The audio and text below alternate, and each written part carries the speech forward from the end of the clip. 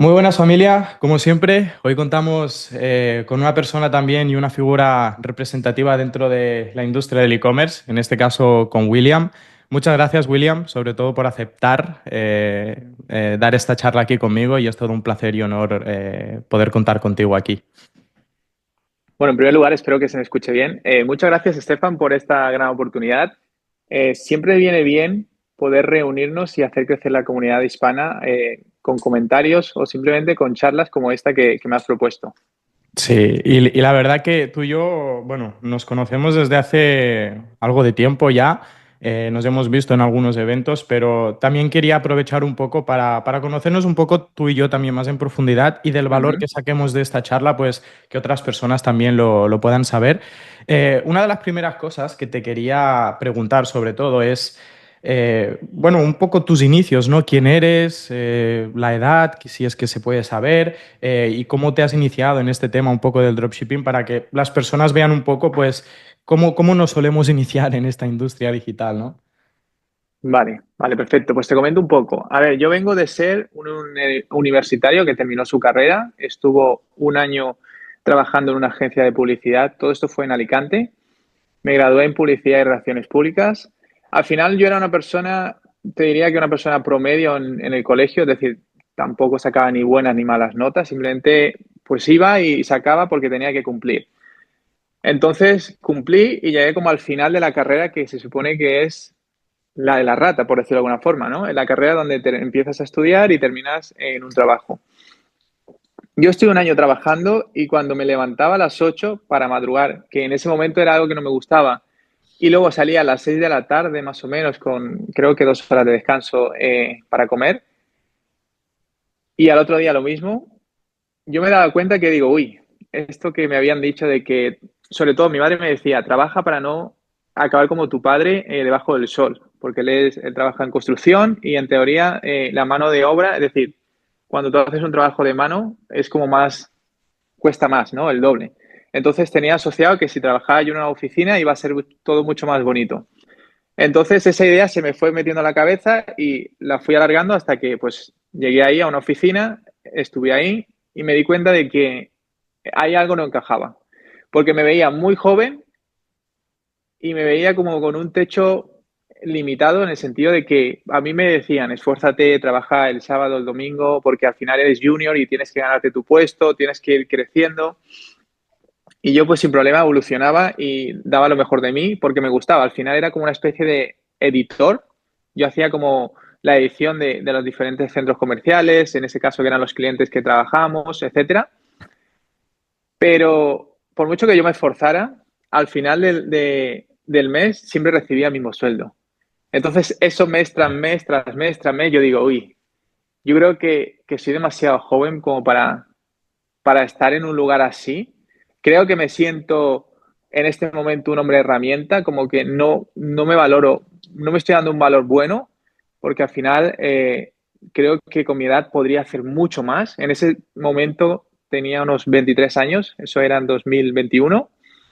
Bueno, en 2022 ya se me metió esa idea. En 2021 fue cuando ya en enero, junto a mi pareja y mi socia y mi pareja actual, empezamos a tocar un montón de modelos de negocios porque ya mi idea ya estaba en la cabeza y era, me voy a salir de aquí porque no es el lugar correcto. Yo he llegado hasta aquí con presión social, con presión familiar, porque sí es cierto que quería hacer algo en mi vida, pero al final ese camino lo recorrí, lo terminé, cumplí con lo que era a nivel familiar, me sentí como cumpliendo ese propósito de ellos, pero ya no era mi camino, o sea, ahora tenía que buscar mi camino.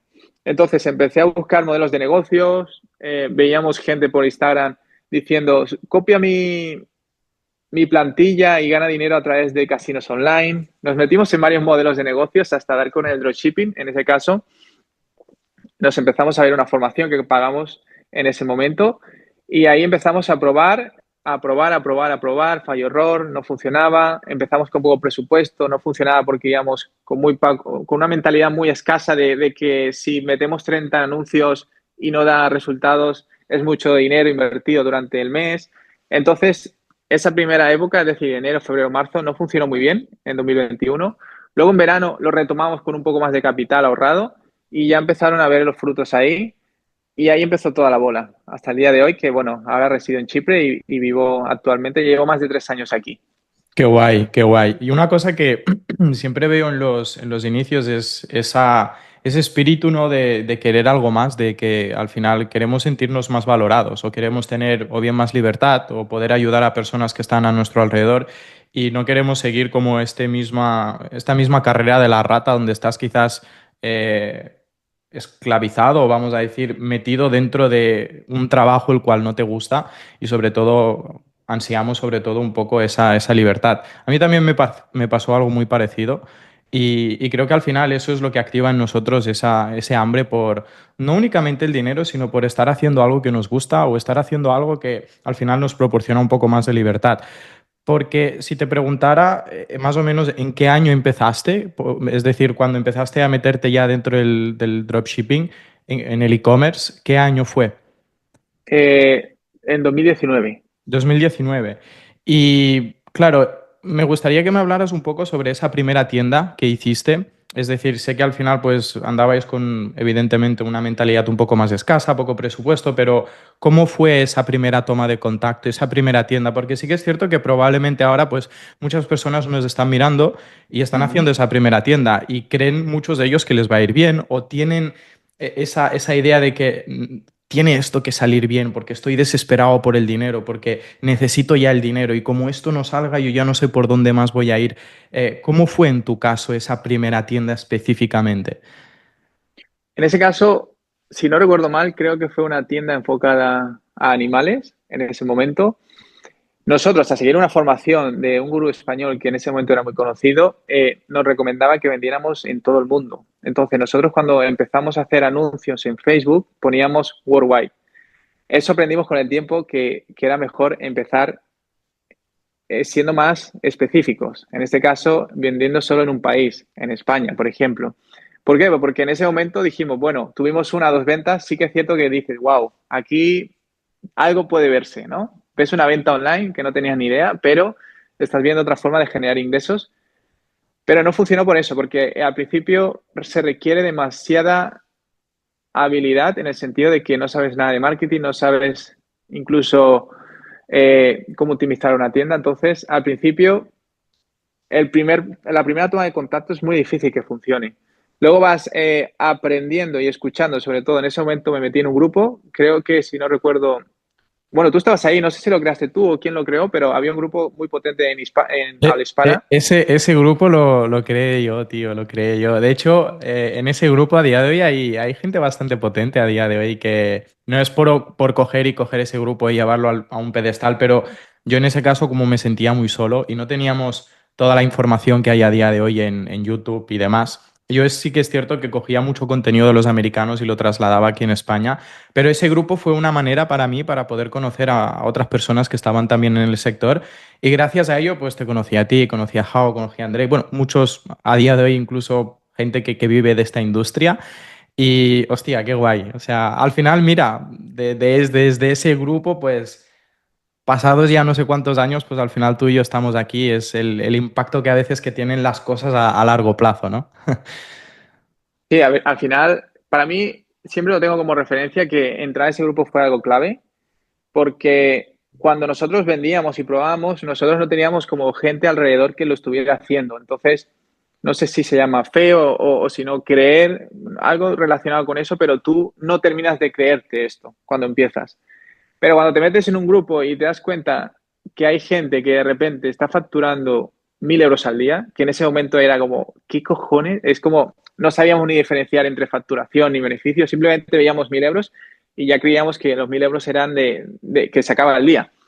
Pero al ver eso decíamos, bueno, es posible. Es decir, este chico lo está haciendo y lo hace cada día, no es que sea solo una vez, sino que cada día está haciendo 1.000 euros y dice, algo está haciendo que nosotros no hacemos, pero será cuestión de poner más trabajo e incluso había gente que quería ayudar, ellos respondían las preguntas, etcétera. Entonces, para mí fue clave porque de ahí enganché hasta que fue perfeccionando y fue funcionando hasta poder por lo menos dar con una tienda que funcionara y ya de ahí empezar a formarme con lo que iba ganando, pagando a otras personas que sabían más que yo.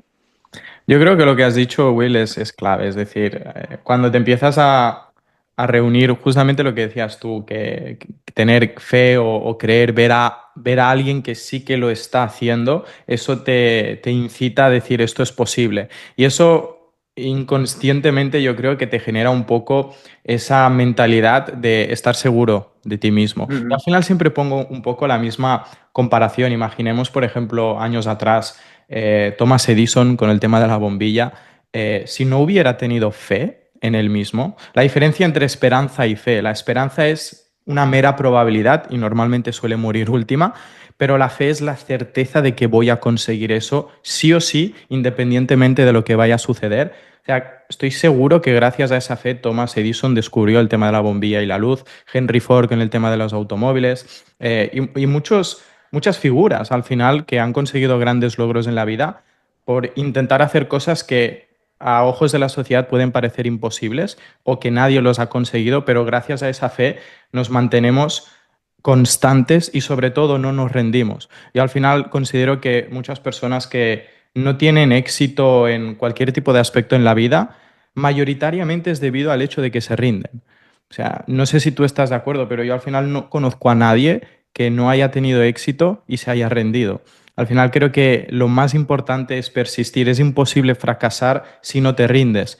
Y lo que te permite no rendirte es tener esa fe, porque sabes que aun suceda lo que suceda, yo voy a seguir hacia adelante porque sé que lo voy a conseguir, porque tengo esa fe en mí mismo. Yo creo que eso es algo propio que muchos emprendedores tenemos y que a pesar de que a ojos de la sociedad pueda parecer que no es posible, seguimos confiando. Y el hecho de reunirte con personas que ves que sí que lo están logrando, eso te deslimita y aún acabas reforzando más esa fe en ti, de decir, no, no, es que esto es posible porque hay otros que sí que lo están haciendo.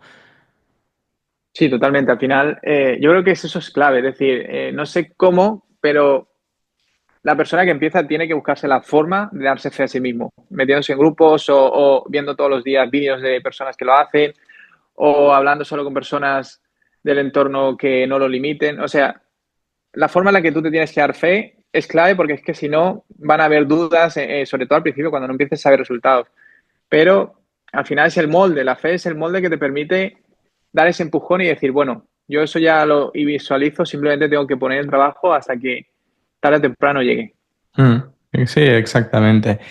Y Em, perdona que te disculpe, me gustaría contar una historia sobre la fe que me gustó el otro día, justo cuando estaba buscando, si no recuerdo mal, estaba buscando nombres más populares en Alemania y me salió una mujer y esa mujer era como la más conocida en Alemania. Creo que estoy siendo acertando el país, pero fue famosa porque en su momento su marido desarrolló como el primer auto, el primer coche allí en Alemania.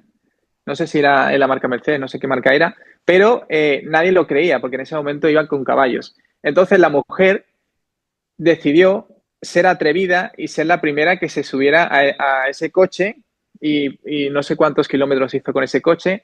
Y fue ese punto clave que empezó a dar fe a la gente de que, ostras, mira eso, esa chica, esa mujer, se ha ido todo eso con esa especie de máquina que no sabemos qué es, pero se ha ahorrado mucho tiempo y no ha tenido que usar un caballo. El hecho de que esa mujer se atreviera a usar, en este caso, la máquina de su marido que había hecho, la convirtió, en su caso, en una mujer muy famosa, porque es reconocida a día de hoy si buscas la mujer más famosa en Alemania, y que además es un ejemplo de fe de que ella confió ciegamente en que lo que hacía su marido en ese caso iba a funcionar. Que luego podría haberse caído y muerto, lo que sea, da igual. Ella creyó en ello. Nada, súper interesante. Esto me recuerda un poco a algo que también en términos publicitarios sucedió. No sé si te suena el nombre de Edward Bernays.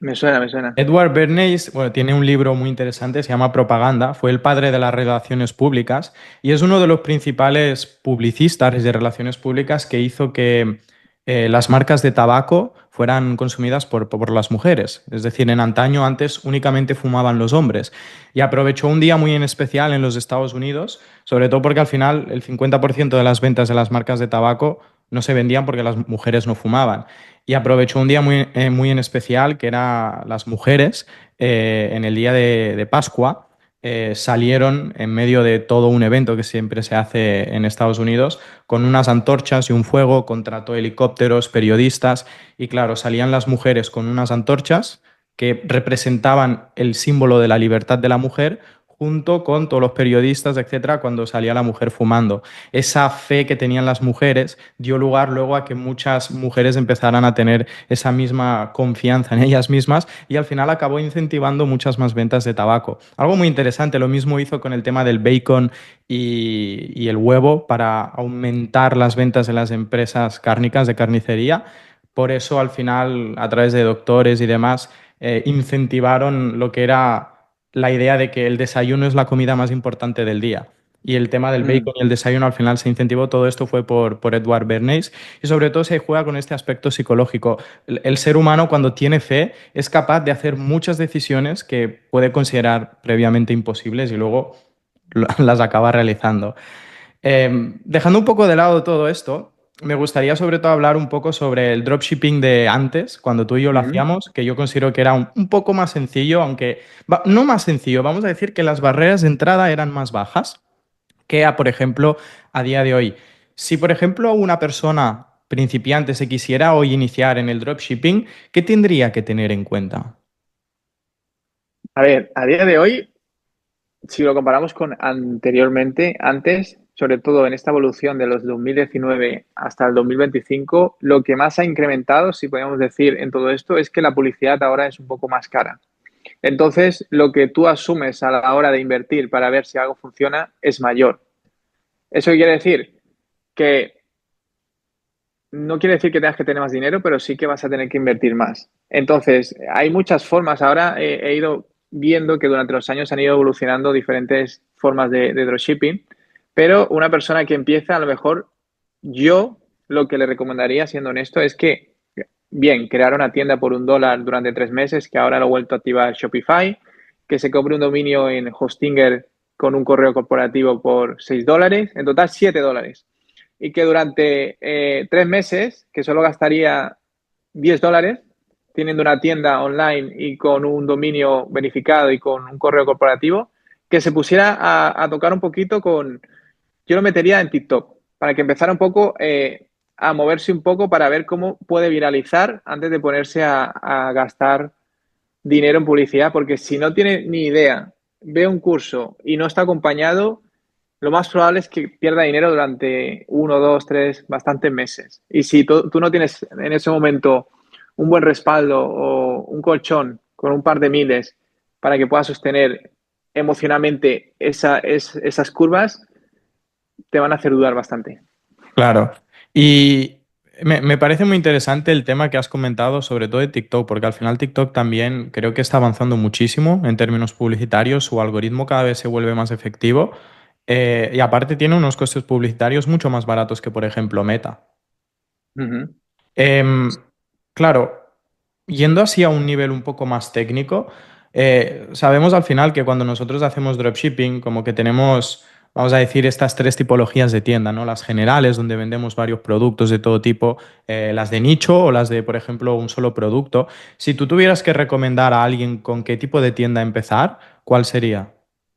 Muy buena pregunta. A ver, basándonos de que esa persona no tiene nada de conocimiento, basando en mi experiencia, uniendo estas dos cosas, yo empezaría, lo ideal sería hacer una tienda nicho, pero para poder conseguir esa tienda nicho, siendo novato o te inviertes muchas tiendas, o sea, creas muchas tiendas solo con un producto en cada tienda, o directamente primero empezaría con una tienda general bien brandeada, muy bonita visualmente, solo un color corporativo, imagínate el azul mezclando con algunos colores que fueran hermanos y empezaría a testear ahí los productos. Si alguno ya veo que me aguanta, es rentable y me da beneficios, sí que me lo paso corriendo a una One Product, que sería una tienda solo enfocada con el branding, incluso con el dominio, a ese producto. Entiendo.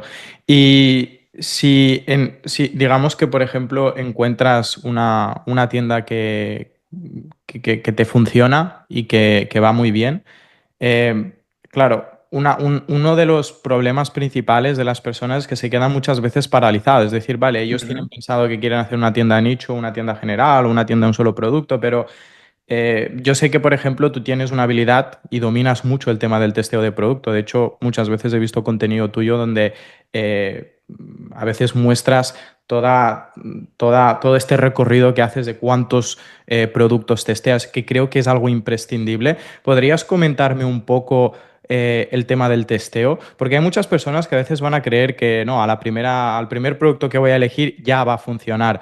Pero al final creo que el dropshipping, nosotros somos intermediarios entre un proveedor y consumidor final. Tenemos esta habilidad de seleccionar un abanico muy amplio de productos, pero a la vez hay que vender productos que tengan demanda, aparte de hacerlo todo bien. Pero claro, ¿qué metodología tú sueles usar para testear, ujú. para validar estos productos en el mercado? Vale, no sé hasta qué punto esto podría ser aplicado a una persona que empieza, pero bueno, puede servir como ejemplo para que se las lleven en otras plataformas. Pero para que te hagas una idea, nosotros testeamos, depende de la tienda, si la tienda va bien, testeamos 10 productos por día. Entonces, diciéndote esto, yo te estoy diciendo que el testeo es una pieza clave a día de hoy en el dropshipping.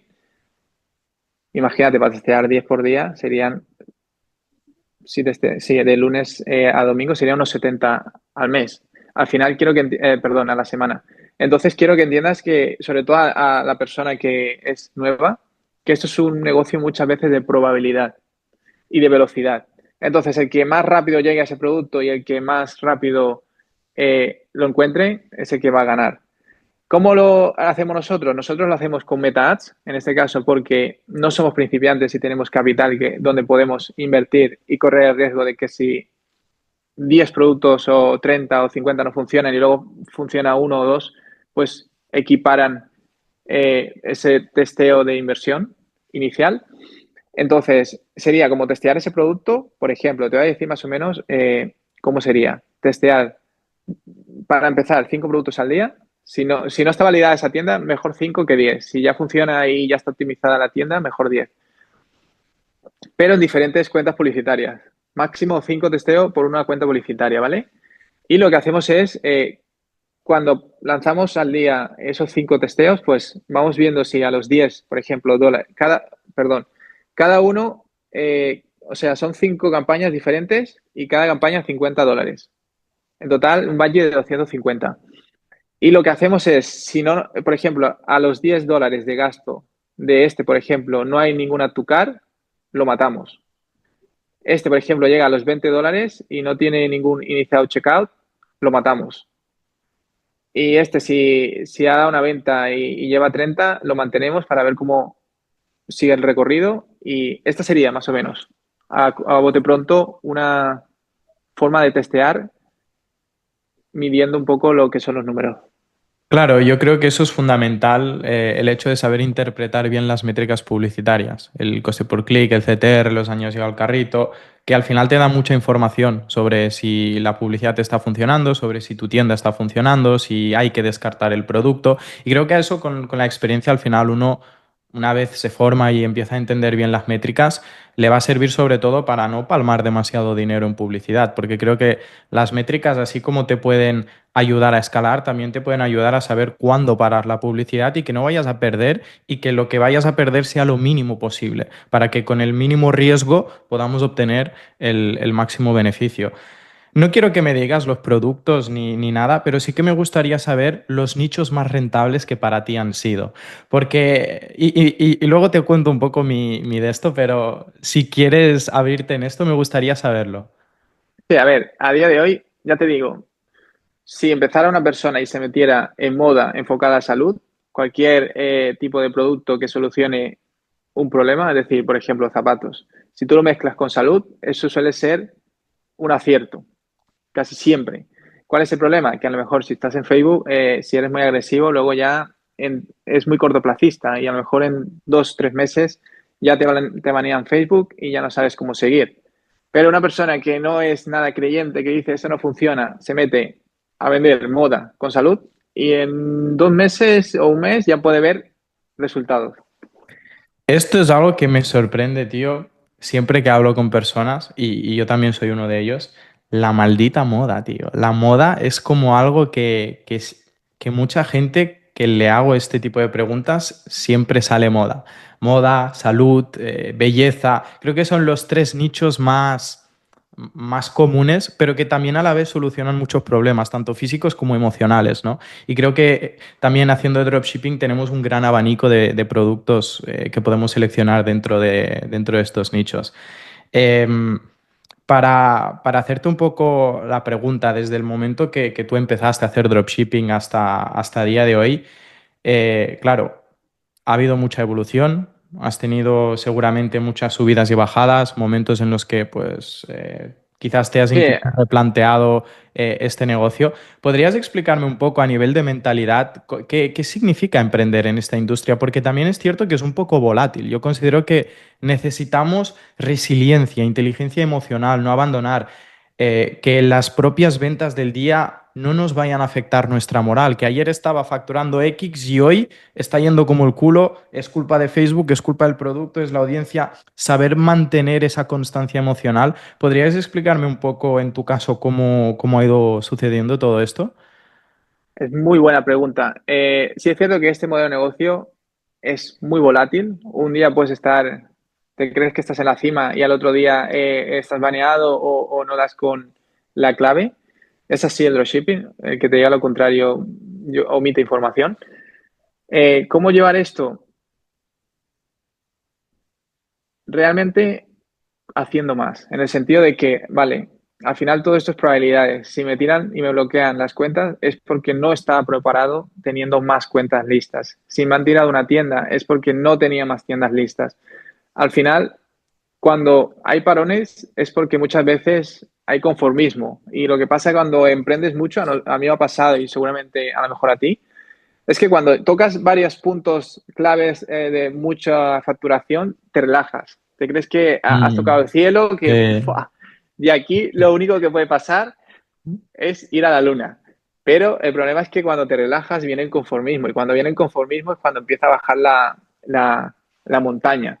Entonces, eso lo he ido aprendiendo porque cuando te va bien, de forma inconsciente yo me relajo, ya sea porque, no sé, pero me relajo. Entonces, con eso, con el tiempo, tienes como que aprender a trabajar por igual, tanto si va bien como si va mal. yo, Porque si, dime. Sí, no, estoy totalmente de acuerdo contigo. De hecho, lo he vivido también en mi propia carne. Eh, Cuando empiezas a facturar con el dropshipping, crees que eso, inconscientemente, crees que eso nunca va a acabar y que vas a Mm, seguir así, te crees que eres Dios. Y claro, hay personas que luego incluso ni siquiera reinvierten o escalan de una forma tan agresiva que luego generan muchos problemas o generan chargebacks o cada vez que escalas más mierda también estás creando a la vez y hay que solucionar y solventar todos esos problemas y al final te encuentras que en el momento que empieza a bajar, la rueda vuelve a iniciarse desde cero. Y si ya te habías relajado, esa bajada de dopamina te afecta y te puede dejar bloqueado durante un par de semanas o así y es algo que yo considero que eso uno lo va aprendiendo con la propia experiencia. Creo que esta parte, por mucho que al final se la digas a alguien que se está iniciando, hasta que no lo vive en su propia piel, no va a saber realmente qué significa. ujú. Eh, Sí, y mola, mola, pero si tiene en mente que cuando suba no se relaje, le irá mejor. Luego también hablar un poco sobre, porque claro, al final el dropshipping ha ido evolucionando bastante, Sí. el mercado en sí también ha ido evolucionando bastante. Eh, No meternos en profundidad en tema de aplicaciones y demás, pero sí me gustaría hablar sobre la inteligencia artificial. Creo que, Ujú. al menos a mi parecer, me ha simplificado muchos procesos de trabajo, sobre todo a la hora de hacer, por ejemplo, descripciones de producto, a la hora de investigar audiencias, ChatGPT, por ejemplo, el tema de creación de anuncios. Con la última actualización que ha tenido ahora ChatGPT con el tema de las imágenes me parece fenomenal, es una brutalidad. ¿Aplicas la IA en tu e-commerce? Sí, a ver, obviamente ChatGPT es como si fuera ya un asistente. No sé cuántos mensajes yo le envío al día, es increíble. Si hacemos cualquier anuncio, obviamente le pasamos el filtro para que cumpla las políticas, tanto de si hacemos en Facebook o de Google. Entonces, por ahí, por una por una parte. Luego, si tenemos un producto, si es de moda y se lo ponemos a un modelo, normalmente lo hace muy bien ahora con la última actualización de abril de ChatGPT, lo hace muy bien. ¿Qué más? También, incluso si le pedimos que monte una tienda, como si tuviéramos una tienda real, por ejemplo, en el centro de Berlín, si lo vas perfeccionando, te lo hace muy bien y es muy creíble y hemos vendido así. Y muchas tiendas de moda, si miras vendiendo, o sea, si vas a Ad Library, que es como el lugar donde están los anuncios activos de Facebook, y pones una tienda de moda en países y ves más de 100 activos, anuncios, vas a ver que muchas de esas tiendas tienen incluso ya eso, que te digo, que es la foto de la tienda como si fuera real. Bueno, lo aplican en casi todo. Gente con el logo de la tienda, etcétera. Antes era un poco más engorroso, tenías que ir a Fiverr a decirle a algún diseñador que te pusiera el logo aquí o allí o que fuera más creíble. Ahora te lo montas tú solo. Y te simplifica muchísimo más las cosas.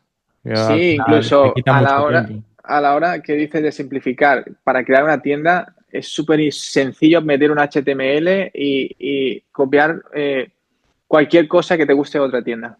Ya, eso es cierto. Y a veces sin saber nada de código he creado secciones en las plantillas de Shopify simplemente con, con ChatGPT. Hablando un poco más a un nivel un poco más avanzado, claro, una cosa es facturar 10.000 euros, otra cosa es facturar 100.000, otra cosa es medio Ujú. millón, 1 millón.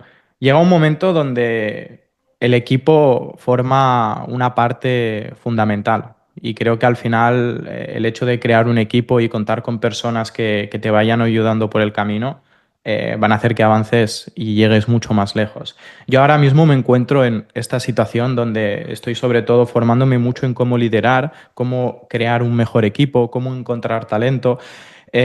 Como tú, por ejemplo, ahora también vives en Chipre, cuentas con un equipo, me gustaría sobre todo preguntarte cómo encuentras el talento. ¿Por qué lo digo? Porque al final creo que, no sé si estás de acuerdo conmigo, pero todos solemos pensar esta idea de si yo encontrara a esta persona ideal con estos rasgos, con estas características, que sea leal, etcétera, mi empresa se multiplicaría por 10. Es decir, encontrar ese talento perfecto, ¿cómo lo has hecho? ¿Cómo has ido encontrando y creando ese equipo de la forma más sostenible, pero que también te ayude a avanzar? Aquí hay puntos muy buenos y claves, que a ver si puedo decírtelos todo.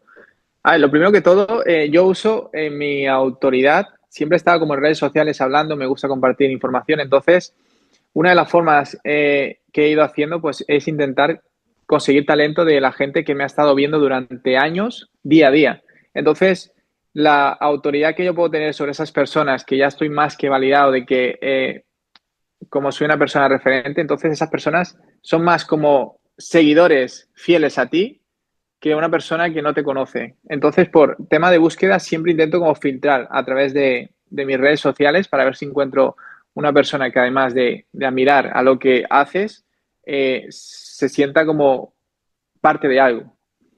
Siempre empiezo por ahí, porque me hayan visto mucho para buscar talento. Luego, el tema de formarlos. Siempre hay una idea que me gusta mucho, es tú haces y él mira, él hace y tú miras.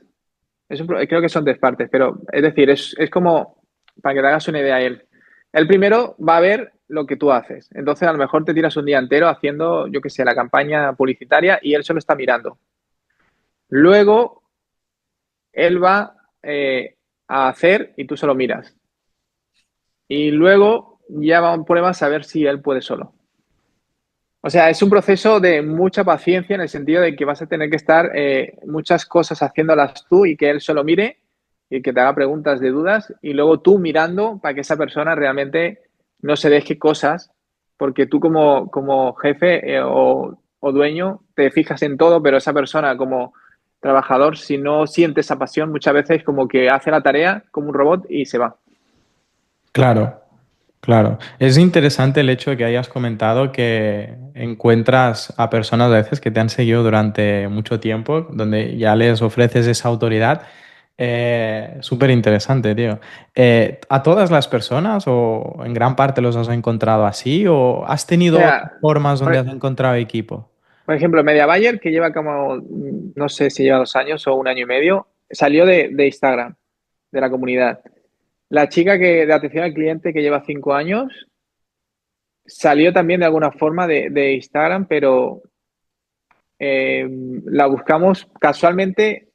En ese caso, en ese momento, hicimos una entrevista en Workana y coincidió que esa chica nos había hablado por Instagram. De alguna forma, como que sabía quiénes éramos. Luego, algunos trabajadores sí que he ido preguntándole a mis trabajadores si conocían a alguien parecidos a ellos. Entonces me van recomendando, por ejemplo, a una chica que tengo en Chile, otra en Venezuela que busca los productos y otro chico también que busca, que hace las descripciones. O sea, siempre intento como de la fuente inicial que tengo, intentar sacar gente parecida a ella preguntándole, ¿tienes gente que sea parecida a ti? Porque al fin y al cabo nos reunimos con personas que somos muy parecidos aunque no querramos. Es decir, yo sin conocerte a lo mejor ya sé cómo son tus amigos, porque serán similares en algún ámbito tuyo. Vale, vale, vale. Me parece interesante. Yo también he encontrado mucha gente a través de mi propio equipo y es una forma muy interesante de llegar a personas similares que puedan ofrecer más o menos el mismo tipo de tarea que tú estás buscando. Hablando un poco sobre la evolución que has tenido, claro, al final también empezaste en España, pero si no me equivoco, pues a día de hoy estás viviendo en Chipre. A veces has compartido también algunas cositas en tu Instagram y en tus redes sobre las ventajas de vivir en Chipre a nivel fiscal, nivel de impuestos, de estilo de vida, etcétera. Cuéntame un poco, me gustaría saber, porque sí que es cierto que yo estoy pensando quizás en moverme. Tengo un poco en mente el tema de Dubái, pero me gustaría saber un poco tu opinión personal sobre cómo es Chipre, tema de impuestos, un poco de fiscalidad y el motivo por el cual te fuiste, básicamente. Vale. A ver, al final, nosotros justo en 2021 creo que fue, eh, veníamos de un bloqueo de PayPal muy grande, donde había mucho dinero retenido ahí, creo que era 1/4 de millón. Al final de ese año, creo que fue a final, creo que es 2021 todo, si no me equivoco, sí, fue en 2021. Nos devolvieron ese dinero después de 6 meses, nos devolvió ese dinero. Y ahí es cuando dijimos, vale, vamos a aprovechar que tenemos un monto acumulado que alguien nos ha estado bloqueando, pero ha conseguido como acumularlo, que también es importante cuando ganas dinero, porque se te va la cabeza muy rápido pensando de que es infinito el dinero y lo gastas así. Pues Mm. cuando estaba todo eso acumulado, dijimos, vale, tenemos que empezar. Bueno, antes ya habíamos pensado que si ese dinero entraba, porque PayPal pues puede hacer lo que quiera, ya teníamos que movernos. Y en ese caso, pues vimos varias opciones. En ese momento nos ofrecían México incluso, muchos países, pero en base a lo que éramos nosotros y teniendo en cuenta que teníamos los gatos y que nos gustaba mucho el clima mediterráneo, un clima bastante alejado, lo contrario al frío. Fuimos viendo y dijimos, bueno, está esta isla que es parecida en cuanto a clima. En ese momento, aunque ahora Europa no está yendo muy bien, pero en ese momento nos parecía buena idea que estuviera dentro de Europa. Entonces ya, por una parte, el clima, Europa, y que la cultura no fuera muy dispar de lo que éramos en España o de lo que es España, ¿no? Mediterránea, gente pues sencilla o gente pues sí, común, europea. Se unieron estos tres puntos y dijimos, bueno, vamos a probar con Chipre. Y en ese caso acertamos, es decir, son gente muy tradicionales, es como si fuera la España de hace 10 años, siguen manteniendo la estructura que me gusta mucho de padre, madre, hijos, todo esto que para mí la familia es muy bonito, a diferencia que España, que cada vez escucho como que si muchas modalidades de género, cosas totalmente random que me llegan un poco, pero conforme me llegan las dejo salir y no les doy ni importancia. Y bueno, en cuanto a la vida aquí es muy tranquila, es tipo una isla y casi todas las islas hay que entender que es un ritmo más, más suave. Lo notas también en la gente, en el sentido de que la gente son lentos porque yo creo que es por la isla o por esa cultura que tienen. Incluso tienen un lema que es siga, siga, porque tú les dices, cuando a lo mejor le quieres meter más prisa, ellos siempre te cortan y te dicen siga, siga, como relax, relax, que hay tiempo. O sea, ellos son así. Eso a lo mejor te puedes esperar como emprendedor, que sean tan lentos. En tema burocrático, es cierto que son lentos, pero si me paro a pensar en casi todos los países, en los bancos o en cualquier lugar, son lentísimos, te hacen esperar. Y, Y nada, en general lo bueno es que cuando yo he ido viendo la evolución desde que venimos hasta el día de hoy y han venido un montón de gente muy cualificada, gente, bueno, casi todos mis amigos, sin ser muy, sin parecer, ¿cómo te lo diría? Sin que parezca lo que te voy a decir muy extravagante, casi todos son millonarios, para que te hagas una idea. El lead o la calidad de la persona con la que te rodeas es muy potente. Qué guay, qué guay. Y además, eh, el hecho de que haya, esto es una cosa que a mí me llama mucho la atención. Yo, por ejemplo, no he vivido en grandes ciudades. Yo no sé si más o menos lo ves, pero cuando te vas en una gran ciudad, y miras las personas cuando están caminando por la calle, parecen gallos sin cabeza. Todos van en modo zombie, modo automático, ¿sabes? Caminando, no, es como si fuera un caballo que no ven lo que están a su alrededor. Y ese estilo de vida acelerado, tienes un montón de inputs, publicidad, sobrecargas de información en el cerebro. Y eso al final afecta mucho a nivel espiritual, a nivel quizás mental incluso. Y uno a veces no se para a pensar un poco de qué es de mi vida, qué es lo que quiero hacer, y hacer un poco esa introspección a nivel interior de ver un poco hacia dónde quiero ir. Y a veces posicionarte en algún entorno en el que pues hay personas que piensan de una forma distinta, pero también están mucho más calmados, mucho más tranquilos. Y gracias a eso tú consigues un espacio en el que puedas pensar en ti mismo. Eso al final acabará repercutiendo tu interior y por ende también tu negocio, porque al final el negocio es un reflejo de tu propia persona. Si uno no soluciona su vida personal y su nivel y su interior, al final creo que eso se va a ver repercutido en un negocio. No sé si estás de acuerdo con eso. Sí, al final, si una persona es impaciente, pues tomará decisiones más impacientes en metas, por ejemplo. Sí, 100% al final, todos somos un reflejo de la persona que somos. Nuestra parienta, nuestro negocio, todo, todo. Es decir, todo se ve reflejado porque somos como una energía que emana una vibración. Hmm. Por último, un poco para finalizar, hablando un poco sobre el tema de mentalidad, si tú tuvieras que recomendar o aconsejar a una persona, ya bien que esté pasando por una situación complicada en su negocio, o ya sea porque están en una situación en la que les falta dinero o se están iniciando en algún proyecto, no únicamente en el dropshipping, ¿consideras que es tan importante tener dinero para empezar o para levantar negocios o es la mentalidad? Y si es la mentalidad, ¿qué consejo darías? Es decir, ¿qué es lo que consideras como virtud que un emprendedor debe tener para tener éxito? Aquí, yo creo que sobre todo cuando empiezas, tienes como que, depende, ¿no? Si ya has decidido un modelo de negocio, en este caso tienes que probar muchas cosas, probar, probar, probar y aprender, enfocado solo como en un nicho. ¿Qué habilidades tiene que tener un emprendedor? Yo creo que al final para que algo funcione, es muy buena pregunta. Déjame reflexionarla un poco. Sobre todo, si te paro, si me enfoco en mí mismo, es decir, hay muchos días donde vas a tener que estar como desconectado del mundo. Hay días donde lo ideal que sería lo máximo posible para hacer crecer lo que quieras crecer, porque la cuestión de que no tengas dinero es simplemente un estado mental. Es real también que no tengas en tu cuenta dinero, pero la única forma de quitarte ese estado es moviéndote.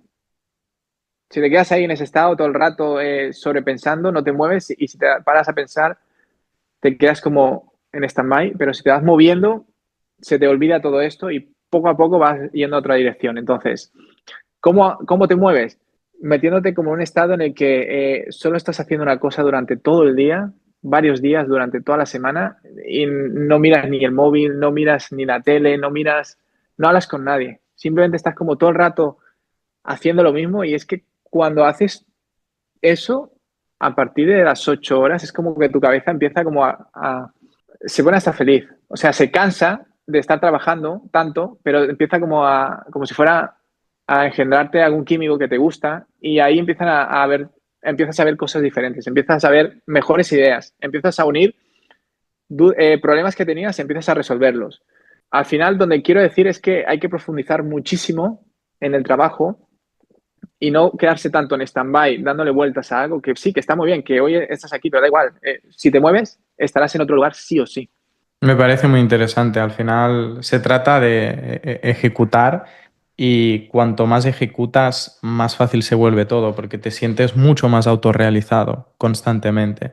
Y esa sensación de autorrealización, de saber que te vas a dormir, pero sabes que has dado tu 100% y has dado lo máximo, te has obsesionado con eso y sabes que eso es lo que vas a hacer independientemente de lo que vaya a pasar, te vas a dormir súper contento. Sí, habrás pasado estrés, habrás pasado por ciertos problemas, quizás te habrás encontrado con retos, pero el hecho de saber que has dado tu máximo, eso te genera mucha serotonina, tío. Te genera esa sensación de decir, a pesar de que ha sido un día súper, súper ocupado y de muchísimo trabajo, mm, si hago una balanza, me pesa más esa autorrealización que todo el esfuerzo y sudor que le estoy poniendo, que es un precio que debo pagar. Me ha parecido muy interesante, tío, esta charla, la verdad. Sobre todo, gracias por abrirte un poco conmigo y por, sobre todo, poder aportar un poco de valor a la comunidad. No sé si tienes algo más que añadir. Bueno, primero que todo, bueno, ya para terminar, darte las gracias, Estefan. Me gusta mucho, no sé si esto, bueno, te lo digo porque es lo que siento. Tu evolución es increíble en el sentido de que te he visto, bueno, al final yo creo recordar y recuerdo que cuando empecé tú ya estabas en el dropshipping, yo te veía también pues, no sé si es la palabra exacta, pero como muy, muy gallo. Yo soy Estefan, soy el gallo y soy el puto amo. Y ahora veo una persona como más evolucionada que, como todos, se ha dado cuenta que todo en la vida sube y baja y al final, que incluso al final todo es mentalidad, pero que tú propongas hacer entrevistas y tal, ya dice mucho de ti porque eres una persona predispuesta a escuchar, a aprender de todos. Y nada, simplemente me gustó que me dijeras y me dieras la oportunidad, que lo agradezco mucho de estar hablando contigo, y me llamó mucho tu evolución. Porque yo cuando te conocí, e incluso digo, hostia, el Estefan está todo flipado, el Estefan este flipadísimo. Recuerdo algún evento ahí no sé si era con algún evento de Costa Rosa o algo. Pero es lo que te digo, viendo tu evolución, viendo todo esto, cómo se ha llevado, en este caso, pues te doy la enhorabuena porque veo mucho desarrollo ahí interno. Claro, yo cuando empecé en 2017, yo estaba como en segundo año de carrera y es eso, yo creo que viví un poco esa sensación, ¿no? De que estás facturando y te está yendo bien las cosas, te crees, estás en modo Dios, en modo Dios, que te crees que eres el puto amo y crees que eso nunca va a acabar. Luego pasé dos bancarrotas en 2019, 2021 y a veces estos golpes de la vida te enseñan mucho, ¿sabes? Y también he tenido muchísima evolución espiritual. Al fin y al cabo, realmente el tema de empezar a aportar valor y trabajar un poco más mi marca personal hace básicamente un año. Antes no me estaba dedicando mucho a ello, sino que simplemente iba compartiendo cosas. Pero sí que es cierto que en el último año, en 2024, también cuando empecé a fundar Hispano.com, sobre todo he empezado a trabajar mucho más el aportar valor y un poco a exponer pues un poco mi vida y bueno, mi trabajo y cómo estoy aplicando todas las cosas. Como siempre hago en este tipo de entrevistas, que es un nuevo formato que estoy intentando hacer para dar a conocer un poco a mi audiencia personas que se dedican a ello, y también para conocernos mejor, me gustaría que si tienes alguna pregunta para hacerme a mí en específico, pues yo estaría encantado de responderte. Si quieres saber algo de mí o si quieres preguntarme algo, pues la última pregunta la dejo para que tú me la hagas a mí y con esto cerraríamos. Vale, quiero hacerte dos, pero van enlazadas. La primera Sí. es, de las dos bancarrotas, ¿cuál fue la que más emocionalmente fuerte o sentiste? 2019, Vale, realmente. y de esa, que es la segunda pregunta, ¿qué te llevas? ¿Cuál es el mayor aprendizaje de eso? Mira, yo a finales de 2018 había facturado bastante con una tienda de calzado en todo lo que era Q4, Pero ya luego, posteriormente, también me estaba creando una agencia de marketing digital, fundé una marca de gafas de sol también, que era LifeSun en aquel entonces, con 3 socios. Y por el colmo, me había asociado con una persona para crear una agencia de marketing digital y eso realmente es uno de los principios que me llevó a la bancarrota porque yo invertí muchísimo dinero. Y aparte no me estaba enfocando en el dropshipping únicamente, sino que tenía mi foco totalmente disperso. Una de las cosas que yo he aprendido sobre todo desde esa experiencia ha sido sobre todo la ley del enfoque. Es decir, cuando intentas acaparar varias cosas, en ese momento intentas sacar un poco de aquí, un poco de aquí, un poco de aquí. Ah, y por el colmo me metí en criptomonedas también a invertir en tema de mercados financieros y tal, porque tenía dinero y empecé a diversificarlo, pero claro, lo que perdí fue el enfoque. Perdí el foco de hacer una sola cosa, especialmente en el dropshipping, que te van las cosas bien. ¿Qué pasa cuando te van mal? Que debes volver a reiniciar todo el proceso. Y yo estando haciendo otro tipo de cosas, no me daba tiempo para poder abarcarlo todo. Y con eso especialmente aprendí a únicamente enfocarme en una sola cosa y si empiezo a diversificar es porque ya tengo lo mayor posible automatizado, ya hay un equipo por detrás, ya puedo empezar a separarme cada vez más, pero creo que incluso viéndolo en grandes figuras y reconocidas mundialmente, grandes emprendedores, lo único que han hecho ha sido eso. Es decir, no hay plan B, es plan A y esto vamos a sacarlo como sea y es all in en eso, básicamente. Y eso es lo que realmente te da una ventaja competitiva enorme, porque si todo tu tiempo está enfocado únicamente en conseguir eso, estás dándole 5.000 vueltas a tu competencia y a tus competidores, porque si tu competencia está haciendo dos, tres cosas más, tú en un día quizás puedes estar haciendo 10 veces más el trabajo que ellos. Entonces, eso es lo que aprendí, enfocarme en una sola cosa y no dispersarme. A pesar de que tenga dinero, no dispersarme, empezar a hacer múltiples cosas. Al final, yo creo que el dropshipping también te forma mucho a nivel de habilidad digital. Tocas publicidad, tocas logística, tocas copywriting, tocas psicología, marketing. Estás tocando muchas ramas y habilidades que luego las puedes trasladar en muchos otros modelos de negocio digitales. Es decir, quizás te da por empezar en dropshipping y luego acabas haciendo Amazon FBA o acabas haciendo agencias de marketing digital o te creas una empresa y ayudas a montar tiendas online a tiendas físicas y les cobras un servicio o trabajas para una empresa haciéndole las campañas. Es decir, te forma como profesional. Pero claro, mi error fue el hecho de desarrollar estas habilidades y empezar a hacer un poco de cada una. Y empezar ahora Ujú. con una agencia de marketing digital, empezar a usar estas habilidades, pero de una forma demasiado dispersa. Y bueno, eso es lo que realmente me llevo de ahí, el hecho de eh, la ley del enfoque. Y otra cosa también y eso también recuerdo que me lo dijo mi padre hace mucho tiempo, nunca te olvides de la mano que te dé de comer. Yo volví a trabajar, tío, volví, o sea, estuve 2 años de autónomo, volví otra vez a trabajar como comercial de tabaco, habían muchas personas que al final, yo recuerdo cuando trabajaba como comercial, personas que a veces se reían de mí porque quería hacer dropshipping y tal, que no lo iba a conseguir. Lo acabé consiguiendo, acabé dejando el trabajo. Claro, luego, 2 años posteriormente, me volvieron a ver en el mismo trabajo que antes. Y me decían, ¿qué? El emprendedor este por las redes sociales, tal y cual. Claro, esa impotencia, ¿no? Y esa sensación de decir, joder, me lo están echando en la cara, te hace reflexionar mucho, sobre todo a nivel interior, de decir, el dinero va y viene. Lo importante es la experiencia. Luego, posteriormente con el COVID, me recuperé súper rápido vendiendo el tema de las cuerdas elásticas porque todo el mundo estaba metido dentro de casa y tal. Me recuperé muy rápido.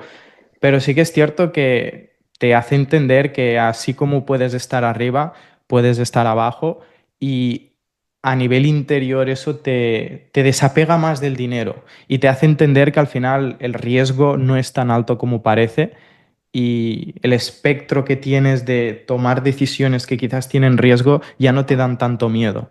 Ya las ves desde un punto de vista mucho más maduro, porque ya has estado abajo, ya sabes cómo es, no pasa nada porque sabes cómo volver a recuperarte, sabes que el potencial que tienes está en la mente y al final, tarde o temprano, si tienes que recuperarte, lo vas a hacer. Así que esa es una de las cosas que más me he llevado. Y luego además volviendo a pasar en 2021, sobre todo por el tema de las criptos, eso aún más intensificó eso. Pero también reafirmó el hecho de que me puedo recuperar y que no pasa nada. Qué bueno, brutal. Y esa es, bueno, una de las principales. Me dijiste dos preguntas. ¿Esta era una o hay una segunda? No, la primera era cuál fue la Ah, más fuerte y la segunda era, vale, vale, vale. Pues genial, tío. Te agradezco mucho, William, por estar aquí. Me ha parecido una muy buena charla, tío, sobre todo para conocernos un poco. Y si no hay nada más que decir, pues vamos a cerrar esta charla aquí y listo. nada, por mi parte, darte las gracias también, Estefan, por este espacio y esta oportunidad. Y nada, tío, espero que la sigas reventando, espero que sigas con Hispano dando el 200%. Y cualquier cosa, tío, estamos aquí para apoyarnos o cualquier cosa, pues, para hablarnos en el día a día. Perfecto. Familia, dejaremos también abajo en la descripción de este vídeo las redes sociales de William para todos aquellos pues, que queráis conocerlo y verlo, pues abajo lo tenéis. Ha sido un placer y nos vemos a la próxima. Chao, chao. Hasta luego.